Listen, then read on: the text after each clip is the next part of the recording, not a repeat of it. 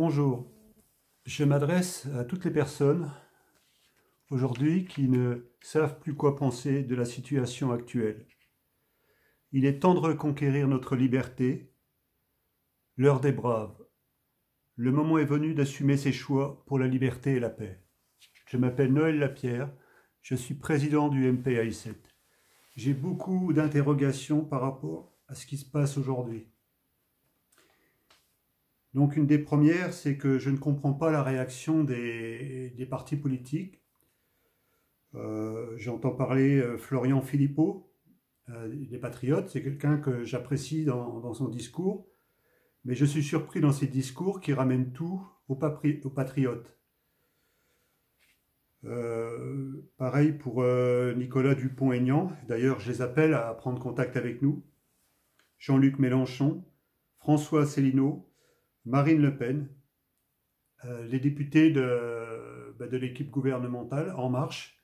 Aujourd'hui, s'il y en a qui sont déçus de ce qui se passe actuellement, c'est qu'ils prennent aussi contact avec nous. Et puis les gilets jaunes. Les gilets jaunes, aujourd'hui, il est temps qu'ils se fédèrent. Alors pas qu'on se fédère aujourd'hui, comme on voit comment ça se passe actuellement, parce que pour moi, la majorité de ceux qui ont les possibilités de prendre la parole sur les médias, pour moi, vous êtes en train de faire fausse route. Et pour nous, vous êtes en train de faire fausse route. Je ne pense pas, et nous ne pensons pas que ce soit la bonne solution. Pourquoi? Ça fait des années et des années et des dizaines d'années qu'on est en train de reproduire, pour moi, les mêmes erreurs. Pourquoi je vous dis ça? Parce qu'on est tout le temps en train de réclamer quelque chose. On est tout le temps en train de demander quelque chose aux gens qui nous dirigent. Et ça, pour moi, aujourd'hui, je ne pense pas que ce soit la bonne solution. Alors, bien sûr, je voulais aussi quand même rajouter une chose.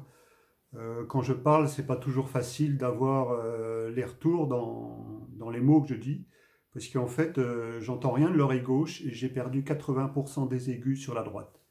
Mais ça ne m'empêche pas d'être en bonne santé, de profiter de la vie. Et donc, voilà, des fois, il y a des mots que je pense dire et que c'est pas tout à fait celui-là. Mais bon, voilà, c'est un petit lapsus. Et donc, en fait, quand j'entends parler des personnes qui sont à la tête de ces partis-là ou qui sont à la tête des gilets jaunes, ils sont tout le temps en train de réclamer quelque chose. Demander, demander, demander. Et on sait pertinemment qu'aujourd'hui, les gens qui nous dirigent, s'ils n'ont pas envie de répondre à nos demandes, vous pouvez demander encore 1000 ans, ça ne changera rien. Donc on peut tout casser, mais ça ne va rien changer. Donc aujourd'hui, il existe des solutions. Il est de se fédérer et ne plus demander, mais tout simplement créer une force d'opposition pour être en position de force. Donc c'est ça qui est essentiel. Et je voyais, par exemple, dans le cas de figure de Florian Philippot, il parlait les patriotes. Nous, moi, les patriotes, les patriotes. Mais c'est sûr que je peux comprendre qu'il y en a que ça fait 2 ans, avec les gilets jaunes, ça fait plus de 2 ans, ça a fait le 17 novembre, ça a fait 2 ans. Donc ils peuvent avoir aussi de la lassitude, le ras-le-bol. D'ailleurs, il y en a certains qui sont agressifs. Il y en a un qui m'a dit ferme ta gueule, pauvre con. Alors après, bon, j'ai temporisé, j'ai essayé de calmer les choses.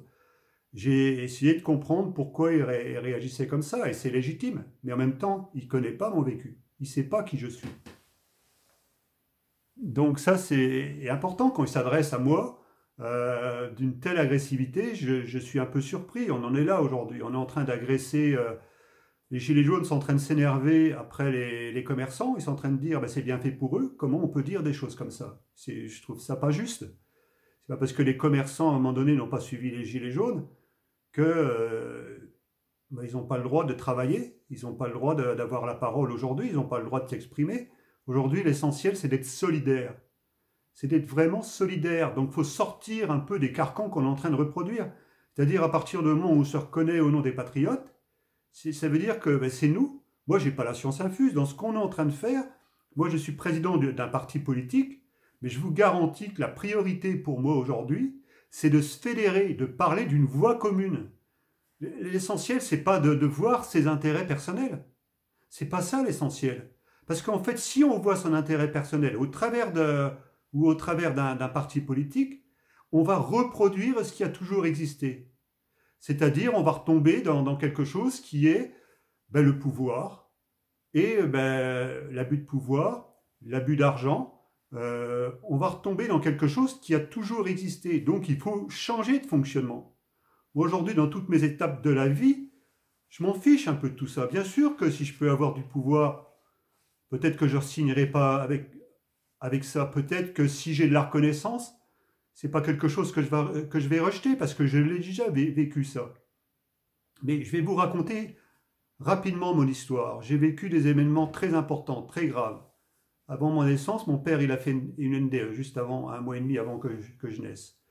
Euh, Quand j'avais 10 ans, il y a eu un grave accident dans ma famille. J'ai perdu 2 sœurs qui étaient jumelles à 2 ans d'intervalle. Je vous ai montré un tatouage qui a signification 10 ans après. En 1989, le 9 novembre 1989, c'était la chute du mur de Berlin. Le 11 août 1999, c'était l'éclipse de soleil presque totale. En 2009, on a démarré dans le tourisme. On a construit un patrimoine immobilier. On est parti de rien. On a tout emprunté. Et cette activité-là, avant qu'aujourd'hui, ça nous pose beaucoup de difficultés parce qu'on ne peut plus travailler. On a perdu un paquet d'argent l'autre jour. Là, on est en train de perdre un paquet d'argent. En fait, démarrer une activité de tourisme en 2009, ça a vraiment pris son amplitude à ce moment-là. Et aujourd'hui, on faisait venir 10 000 personnes dans le département des Ardennes. Donc, ce n'est pas quelque chose qui est anodin sur 4 gîtes, vous imaginez. Donc, ce n'était pas anodin. On avait un projet de 3 millions d'euros de financement. Les banques n'ont pas voulu suivre. Donc voilà, j'avais une certaine vision des choses. Je suis quelqu'un qui a réussi beaucoup de choses. Et en 2009, on a démarré une activité de marketing de réseau avec Akeo. Et on a eu tout de suite beaucoup de réussite, 250 000 euros de chiffre d'affaires en moins d'1 an, 1 million d'euros de chiffre d'affaires en 3-4 ans. Donc vous voyez, il y a des gens qui sont sur des phases de réussite. Mais j'ai senti dans ce type d'activité-là qu'il y avait beaucoup de manipulation. Aujourd'hui, on se retrouvait avec des gens qui étaient à la tête de cette entreprise-là, qui étaient un peu comme on retrouve au niveau du gouvernement, c'est-à-dire qu'ils avaient des attitudes totalitaires, qui ne supportaient pas qu'il y ait des gens qui leur résistent, qui n'aillent pas dans leur sens. Et puis aujourd'hui, dans ce type d'activité-là, comme on le voit au gouvernement, tous ceux qui disent Amen, ils sont arrosés.